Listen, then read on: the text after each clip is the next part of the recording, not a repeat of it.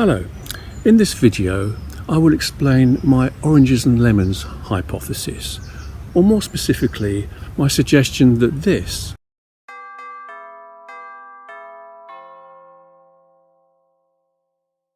could have evolved from this.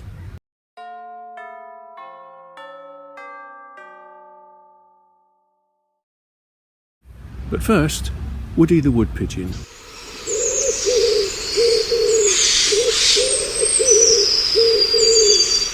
Some people have said this song sounds like someone saying, "I told you last week, I told you last week." Let's listen again, this time paying attention to which word Woody starts on and which word he ends on.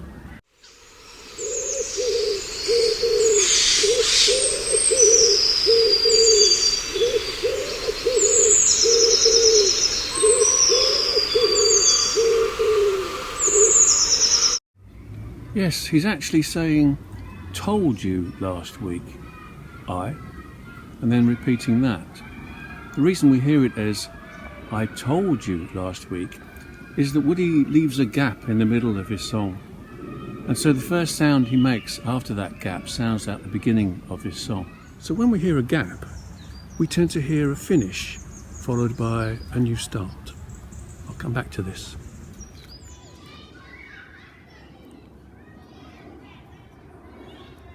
Oranges and lemons, say the bells of St. Clement's.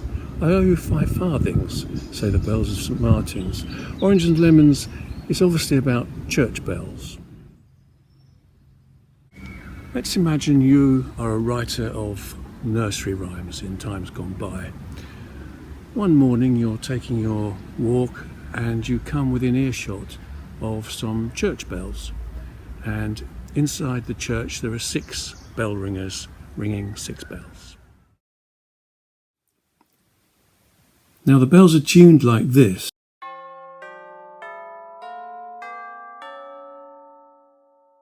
And they can be rung in any order.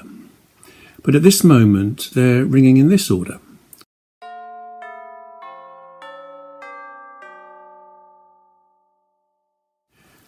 And they're on repeat.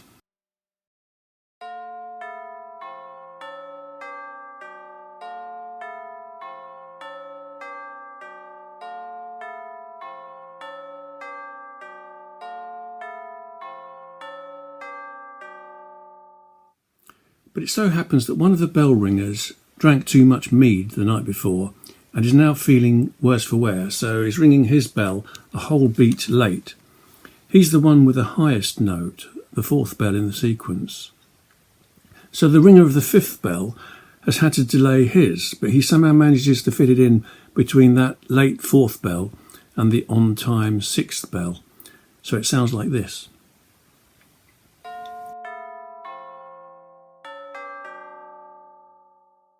The hungover bell ringer has caused a gap to appear in the sequence, which creates an effect as the sequence repeats.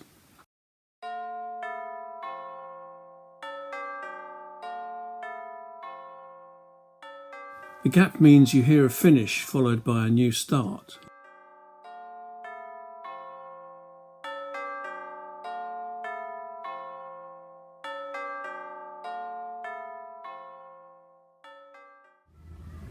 It's not quite the same as oranges and lemons yet, but it's getting there. As an inspired nursery rhyme writer, you may have decided to make it simpler so that it's easier to sing. Or the song may have simplified itself over time through the process of oral transmission being passed on by mouth. And of course, it may not have started life like this at all, but one thing is clear. Whenever a bell ringer is a whole beat late, they will create a preceding gap so that their bell sounds like the beginning of the sequence. They will also shorten the time between their bell and the one after and the one after that.